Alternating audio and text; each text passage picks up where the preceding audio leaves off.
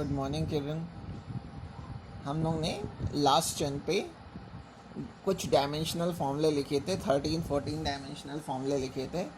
वो आपको याद होना चाहिए। और सैटरडे को मैं उसकी कॉपी में देखूँगा, एक एक बच्चे की कॉपी देखूँगा, उसका तरीका मैं बता दूँगा कैसे। अगर जिसकी कॉपी नहीं बनी हुई है होगी उसके पेरेंट्स को उसी समय मैं जो है फ़ोन करूँगा। तो उसमें हमने ये देखिए आपको 12 डायमेंशनल फॉर्मूले लिखाए थे, 12 डायमेंशनल फॉर्मूले। अब हम डायमेंशनल फॉर्मूले के एप्लीकेशन देखने जा रहे हैं कि क्या इसके एप्लीकेशन है। ठीक है, इसके क्या क्या यूजेस हैं। डायमेंशन एनालिसिस के 3 यूजेस हैं। आज हम लोग इसका फर्स्ट यूज़ देखेंगे। तो फर्स्ट यूज़ में क्या है कि डायमेंशनल एनालिसिस का यूज़ करके हम चेक कर सकते हैं कि कोई भी फॉर्मूला करेक्ट है या नहीं है। तो फर्स्ट एप्लीकेशन इसका क्या है, to check the correctness of the formula, to check the correctness of the formula. ठीक है, अब इस पे बेस में कैसे चेक करते हैं ये मैं आपको क्वेश्चंस बता रहा हूँ, और फिर कुछ क्वेश्चंस आपको होमवर्क में करने होंगे। ठीक है, तो इसमें जैसे, और इसके लिए डायमेंशनल फॉर्मूले तो आपको याद होने चाहिए। जिसको अभी नहीं याद है वो ये काम कर सकते हैं कि जहाँ आपने डायमेंशनल फॉर्मूले लिख रखे हैं उसको आप सामने रखिए और उसके बेसिस पे करते चलिए। अभी मैं आपको क्वेश्चंस लेक्चर के बाद आपको फ़ोटो भेज दूंगा। उन क्वेश्चंस को आपको करना है, उन्हीं में से मैं कुछ क्वेश्चंस कर रहा हूँ। मैं जिस बुक से करा रहा हूँ उसका ये क्वेश्चन नंबर 14 है। 14 में कई पार्ट्स हैं। इसका पार्ट 2 में सबसे पहले कर रहा हूँ। उसमें लिखा हुआ है कि काइनेटिक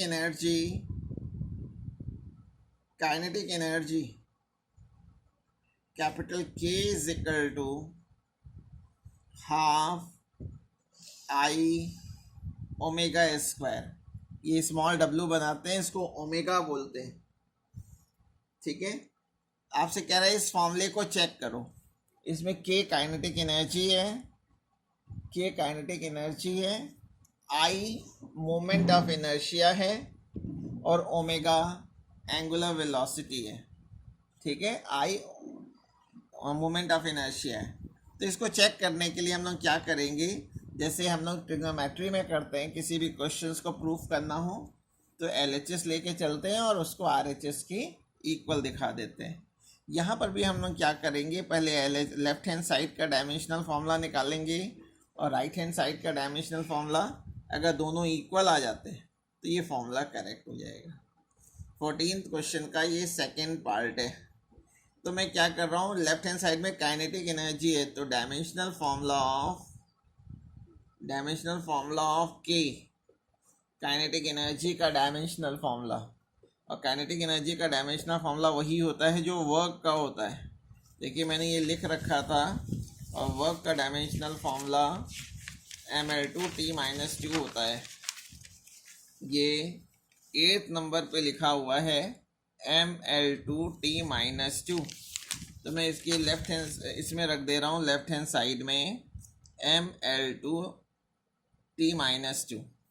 ये मैंने LHS को सॉल्व किया है, लेफ्ट हैंड साइड को सॉल्व किया। नाउ RHS को सॉल्व करेंगे, RHS को भी इसी तरह सॉल्व करेंगे और देखेंगे कि क्या आ रहा है।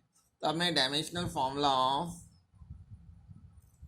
हाफ आई ओमेगा स्क्वायर का निकाल रहा हूँ। देखिए बेटा, नंबर्स का कोई डायमेंशनल फॉर्मूला नहीं होता, तो 1/2 डायमेंशनलेस होगा। जो नंबर्स होते हैं 1 2 3 ABC, इनका कोई डायमेंशनल फॉर्मूला नहीं होता। आई है moment of inertia. Moment of inertia का मैंने डायमेंशनल फॉर्मूला कल नहीं लिखा था, मैंने आपको 15 डायमेंशनल फॉर्मूले कहे थे, तो 12 तक लिखा था। उसी में आप मोमेंट ऑफ इनर्शिया का बढ़ा लीजिएगा, 13 नंबर पे लिख लीजिएगा। ठीक है, तो उसका होता है फॉर्मूला होता है mr square, m into R square.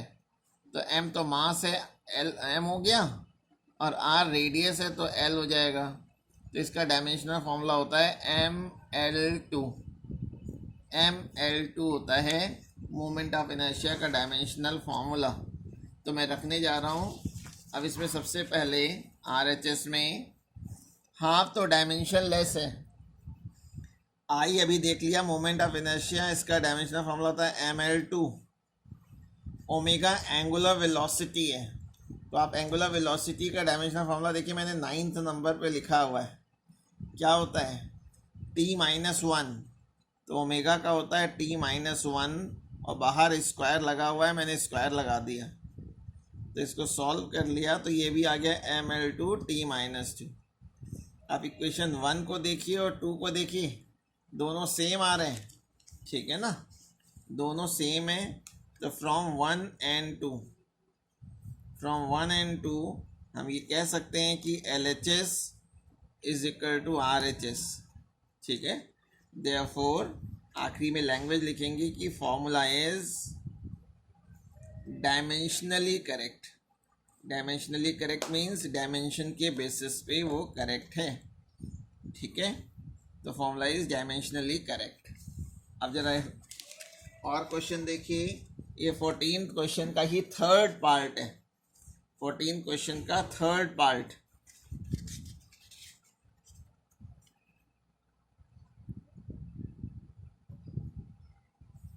उसमें दिया हुआ है कि density rho is equal to 3g upon 4 pi capital RE capital G। इसमें ये जो 3 है 4 है पाई ये सारे कांस्टेंट है, ये डायमेंशन लेस होंगे, इसकी कोई डायमेंशन नहीं होगी, ठीक है। आपको चेक करना है कि ये फॉर्मूला करेक्ट है या नहीं। रो डेंसिटी यहाँ लिख दिया है मैंने, small g acceleration due to gravity होता है, r रेडियस है अर्थ की, और g को कहते हैं यूनिवर्सल ग्रेविटेशनल कांस्टेंट का लास्ट डायमेंशनल फॉर्मूला इसी का लिखा था, कैपिटल G का। तो मैं वही काम करने जा रहा हूँ, पहले लेफ्ट हैंड साइड का डायमेंशनल फॉर्मूला लिख रहा हूँ। तो प्रूविंग में मैंने LHS ले लिया, LHS यानी डायमेंशन ऑफ रो, डेंसिटी का डायमेंशनल फॉर्मूला मैंने थर्ड नंबर पे लिखा था ml-3, मास अपॉन वॉल्यूम से इसका डायमेंशनल फॉर्मूला निकाला था। अब राइट हैंड साइड का निकाल रहा हूँ, राइट हैंड साइड यानी dimensional formula of 3g upon, देखिए डायमेंशनल फॉर्मूला होता है लेकिन कई बार थ्योरी लिखते समय केवल डायमेंशन ऑफ लिख दिया जाता है, उसको भी गलत नहीं मानते। 3, 4 और पाई तो छोड़ देंगे, g है एक्सेलरेशन, देखिए एक्सेलरेशन ड्यू टू ग्रेविटी का मैंने लिखा हुआ है LT-2, r रेडियस है L हो जाएगा, कैपिटल G एक्सेलरेशन ये यूनिवर्सल ग्रेविटेशनल कांस्टेंट है, इसका होता है m-1 L3T-2, m-1 L3T-2। देखिए T-2 से T-2 कैंसिल, ये L से L कैंसिल, ये दोनों टर्म ऊपर जाएंगे तो इनकी पावर का साइन चेंज हो जाएगा, m माइनस में है तो प्लस हो जाएगी, L पॉजिटिव है तो नेगेटिव हो जाएगी। तो आप इक्वेशन 1 और 2 को देख सकते हो, दोनों सेम आ गए हैं। तो फ्रॉम 1 and 2 मैं ये लिख सकता हूँ कि डायमेंशन ऑफ रो यानी रो की जो डायमेंशन है वो इक्वल आ गई है dimension of 3g upon 4 pi RE capital G, या जैसे यहाँ लिखा था LHS is equal to RHS, ऐसे भी लिख सकते हैं। Therefore formula is correct, formula is dimensionally correct, on the basis of dimension ये फॉर्मूला करेक्ट है, इसलिए लैंग्वेज यूज़ करते हैं कि फॉर्मूला इज डायमेंशनली करेक्ट, ठीक है। अब एक और देखिए, इसमें गलती होने के चांसेस रहते हैं। 14th क्वेश्चन में का 5th पार्ट है, 5th पार्ट, इसमें इन्होंने कैपिटल V लिख दिया है, वह capital V is equal to pi small p r to the power 4 upon 8 eta L। इसमें V को इन्होंने बताया है कि V जो है rate of flow of liquid है, rate of flow of liquid. Rate of flow of liquid का मतलब है 1 सेकेंड में जो लिक्विड फ्लो कर रहा है उसका वॉल्यूम, 1 सेकेंड में जो लिक्विड फ्लो करेगा उसका वॉल्यूम है, ठीक है। बाकी पी प्रेशर है, आर रेडियस है, ईटा को विस्कोसिटी कहते हैं, एल लेंथ है। मैं इतनी सारी चीज़ें लिख नहीं रहा हूँ, मैं क्वेश्चंस भेज दूंगा अभी आपको, उससे आप इसको चेक कर लेंगे। तो पहले मैं लेफ्ट हैंड साइड ले रहा हूँ। वी क्या है, हम सबसे पहले डायमेंशन ऑफ वी निकाल रहे हैं। वी वॉल्यूम नहीं है, वॉल्यूम अपॉन टाइम है बच्चों, क्योंकि यहाँ रेट वर्ड आया है। जब भी रेट आता है इसका मतलब होता है कि डिवाइडेड बाय टाइम। वॉल्यूम का तो एल क्यूब हो गया और टाइम का होता है टी, तो ये आ गया L cube T minus 1, L cube T minus 1। अब RHS में dimension of pi P R to the power 4 upon 8 eta L. इसे पाई अपॉन 8 तो कांस्टेंट है, पाई अपॉन 8 कांस्टेंट है। पी प्रेशर है, प्रेशर का देखो डायमेंशनल फॉर्मूला मैंने 7th नंबर पे लिखा हुआ है, ml माइनस 1 टी माइनस 2, तो रख दे रहा हूँ पी की जगह ml minus 1 T minus 2। R radius है, रेडियस का होता है एल और पावर 4 है। ईटा, ईटा को कहते हैं कोफिशिएंट ऑफ विस्कोसिटी, इसको भी मैंने लिखा था 11th नंबर पे ml माइनस 1 टी माइनस 1, तो ml माइनस 1 टी माइनस 1 रख दिया। और l लेंथ है, तो लेंथ का तो l हो जाएगा, पाई और 8 का कुछ नहीं होगा, m कैंसिल, l कैंसिल, और यहाँ पे l की 1 पावर भी कैंसिल, तो 3 बचेगी। इसमें t की 1 पावर कैंसिल हो जाएगी, तो t की 1 पावर बचेगी और l क्यूब बचेगा, तो l क्यूब टी माइनस 1। पाई और 8 तो डायमेंशन लेस होंगे, जो कांस्टेंट होते हैं वो डायमेंशन लेस होते हैं, ठीक है। तो फ्रॉम 1 एंड 2 आप देख सकते हो, फ्रॉम 1 एंड 2 LHS RHS के इक्वल आ गया है, इसलिए ये फॉर्मूला सही है, फॉर्मूला इज करेक्ट, ठीक है। अच्छा, कई बार बेटा इसमें अभी अभी आप एक्सप्रेशन देख रहे हैं जितने भी, उसमें कहीं पे बीच में प्लस माइनस साइन नहीं आया है, लेकिन कई ऐसे फॉर्मूले होते हैं जिसमें बीच में प्लस माइनस साइन होता है। जैसे इक्वेशन ऑफ मोशंस आप देखिए, v is equal to u plus a t, या सेकेंड इक्वेशन ऑफ मोशन देखिए, थर्ड इक्वेशन ऑफ मोशन देखिए, इन सब में बीच में प्लस माइनस साइन होता है, ठीक है। तो अगर कोई फॉर्मूला है और उसमें प्लस या माइनस साइन है, तो उसको जब चेक करना होता है कि फॉर्मूला करेक्ट है या नहीं, तो उसके लिए हम लोग यूज़ करते हैं principle of homogeneity. Principle of homogeneity, इसको देखिए ये क्या होता है प्रिंसिपल ऑफ होमोजेनिटी, इसको ज़रा ध्यान से समझिएगा। प्रिंसिपल ऑफ होमोजेनिटी,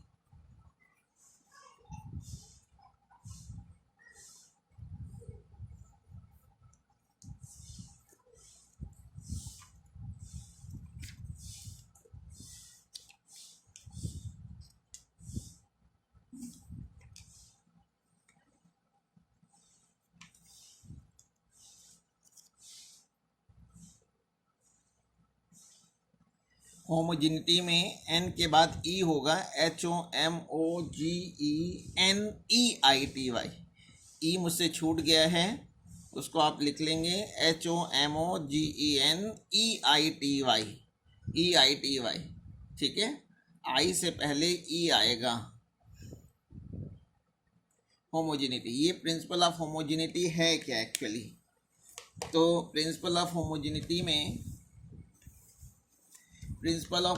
में चिल्ड्रन ये बताया गया है कि अगर सपोज कर लीजिए कि कोई फॉर्मूला है इस जिसमें डिफरेंट क्वांटिटीज़ के बीच में प्लस या माइनस साइन लगा है। एक एग्जांपल मैं दे रहा हूँ, जैसे v is equal to u plus a T.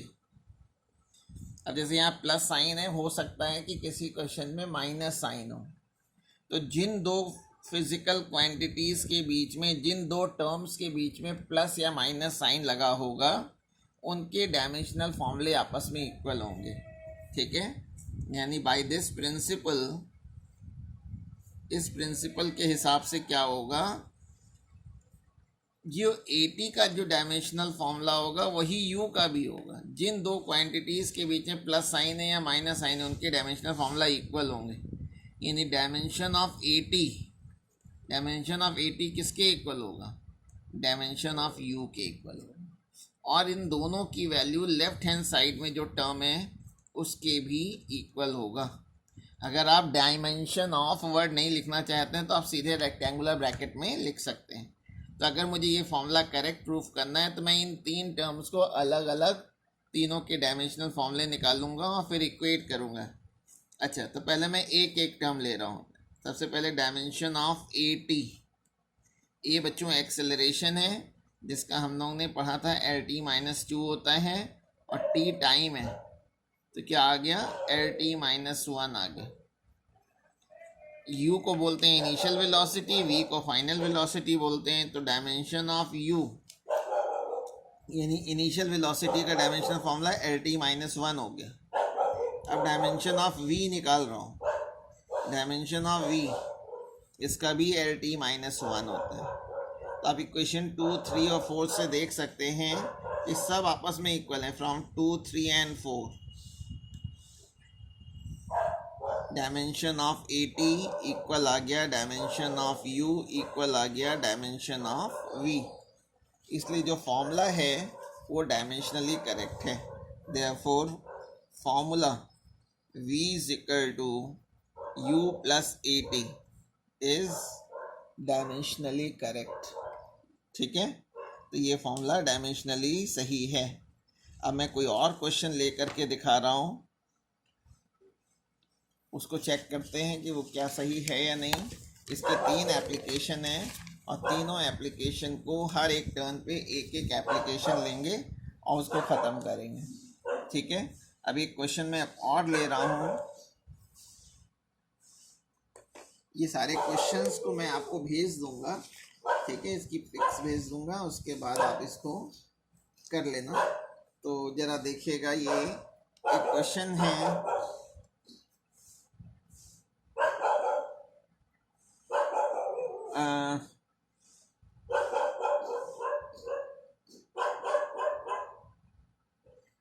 Give दिया है power P is equal to b minus x square upon a t. ये आपको एक फॉर्मूला दे रखा है। P इसमें पावर है, प्रेशर नहीं है। तो आपसे कह रहा है find dimension of a and b. A और बी का डायमेंशन निकालना है आपको। तो इसको कई तरीके से कर सकते हैं। पहली बात तो एक क्रॉस मल्टीप्लाई अगर मैं कर दूं तो थोड़ा सा आसान हो जाएगा। b minus x square is equal to आ गया p into a into t. ठीक है, अब देखो b और x के बीच में प्लस साइन नेगेटिव साइन है, तो b का डायमेंशनल फॉर्मूला एक्स स्क्वायर के इक्वल होगा। क्यों? क्योंकि प्रिंसिपल ऑफ होमोजेनिटी में ये बताया गया है जिन दो क्वांटिटीज़ के बीच में प्लस साइन होगा या माइनस साइन होगा उन दोनों के डायमेंशनल फॉर्मूले आपस में इक्वल होंगे। तो डायमेंशन ऑफ बी इक्वल होगा किसके? Dimension of x square. X square है डिस्टेंस, तो डिस्टेंस का तो एल होता है, तो बी का तो आ गया डायमेंशनल फॉर्मूला। अच्छा, यहीं पे मान लीजिए कि आपसे कह रहा होता कि बी की यूनिट बताइए, तो एल लेंथ है। लेंथ की यूनिट क्या होती है? मीटर होती है। तो यूनिट ऑफ अगर मुझे बी निकालनी होती तो एल की मीटर लिख देते और स्क्वायर लगाया तो स्क्वायर लिख देते। जैसे इस क्वेश्चन में यूनिट पूछी नहीं गई है, लेकिन अगर पूछते तो इस तरह से हम निकाल लेते। अब देखो बेटा, इन दोनों के डायमेंशनल फार्मूला इसके भी इक्वल होगा। तो मैं ये मुझे ए निकालना है, तो मैं ये कह सकता हूँ कि dimensional formula of x square equal होगा dimensional formula of p a t. तो अगर मैं यहाँ से डायमेंशनल फार्मूला ऑफ ए निकालूँ तो ये हो जाएगा x square upon P into T. P power है, टी टाइम है। पी पावर है, टी टाइम है। तो पावर का तो फॉर्मूला होता है वर्क अपॉन टाइम। पावर के फॉर्मूले कई होते हैं, डब्ल्यू अपॉन टी भी होता है। तो टाइम ऊपर आ जाएगा, वर्क अपॉन टाइम, और ये टी नीचे लिखा हुआ है। तो देखो इस टी से टी तो कैंसिल होगा। अब मैं डायमेंशनल फॉर्मूला लिख रहा हूँ। एक्स का तो एल हो जाएगा और वर्क का डायमेंशनल फॉर्मूला होता है ml2t-2, एल स्क्वायर भी कैंसिल। अब ये दोनों टर्म ऊपर आ जाएंगे, m-1t², ये आ गया डायमेंशन ऑफ ए, आ गया ए का डायमेंशन आ गया। अब जब डायमेंशन आ गया है तो आप चाहें तो इसकी यूनिट भी बता सकते हैं। एक क्वेश्चन और बता रहा हूँ, उसके बाद ये लेक्चर ख़त्म कर रहा हूँ। जैसे एक क्वेश्चन है, velocity v is equal to a plus b t plus c upon d plus t. इसमें a b c और d अननोन है, a b c और d अननोन है, इनके डायमेंशनल फॉर्मूले आपको बताने हैं। तो जिन दो क्वांटिटीज़ के बीच में प्लस साइन या माइनस साइन लगा होगा चिल्ड्रन, उनके डायमेंशनल फॉर्मूले इक्वल होंगे। तो d का डायमेंशनल फॉर्मूला किसके इक्वल होगा? अंडरस्टूड है, t के इक्वल होगा, ठीक है ना। तो डायमेंशन ऑफ d, तो ये पता चल गया इक्वल होगा t के, क्योंकि जिन दो क्वांटिटीज़ के बीच में प्लस साइन लगा होता है तो उनके डायमेंशनल फॉर्मूले इक्वल होते हैं। तो t का तो t ही हो गया, ये आंसर हो गया। अब देखो ये पूरा जो टर्म है, ये टर्म और ये a बी टी और c अपन इनके बीच में प्लस साइन लगा हुआ है, तो a का डायमेंशनल फॉर्मूला बी टी के इक्वल होगा, बी टी का डायमेंशनल फॉर्मूला इस पूरे का इक्वल होगा, और ये वो तीनों लेफ्ट हैंड साइड के इक्वल होंगे। तो मैं ये कह सकता हूँ कि जो a का डायमेंशनल फॉर्मूला होगा वो भी dimensional formula of a equal होगा v के डायमेंशनल फॉर्मूले के। v वेलोसिटी है चिल्ड्रन, तो इसका होता है LT-1, ये आ गया। इसी तरह बी टी को भी v के इक्वल कर लें, यानी डायमेंशन ऑफ b इक्वल आ गया डायमेंशन ऑफ v, b नहीं b इंटू टी। तो यहाँ से b की वैल्यू आ गई v अपॉन टी। v का ऊपर निकाल रखा है, v का होता है LT-1 और अपॉन में टाइम है, तो ये t ऊपर चला गया, तो डायमेंशनल फॉर्मूला आ गया LT-2, ये डायमेंशन ऑफ b आ गया। ये थर्ड आंसर हो गया। अब ये c upon d plus T का भी v के इक्वल होगा, यानी dimension of c upon d plus T equal होगा v के। तो क्रॉस मल्टीप्लाई कर दें तो c इज इक्वल हो गया v into D plus T. v velocity है, वेलोसिटी का होता है LT-1, और d और t दोनों के क्या होंगे? टाइम के ही इक्वल होगा, और t प्लस टी, d का मैंने निकाला था, t आया था, तो यहाँ t रखेंगे, यहाँ भी t, तो t प्लस टी 2t हो जाएगा, तो 2 को छोड़ दिया जाता है, ठीक है, क्योंकि नंबर्स जो होते हैं वो डायमेंशन लेस होते हैं। तो ये आ गया c का डायमेंशनल फॉर्मूला। तो आप लोगों को समझ में आ गया होगा प्रिंसिपल ऑफ होमोजेनिटी। अब हम लोग कल सेकेंड एप्लीकेशन पढ़ेंगे, जिसमें हम लोग ये देखेंगे कि कोई फॉर्मूला प्रूफ कैसे करते हैं, to derive the relation. Second application है, वो तभी आप समझ पाएंगे जब आप फर्स्ट एप्लीकेशन पे बेस्ड क्वेश्चंस को करेंगे।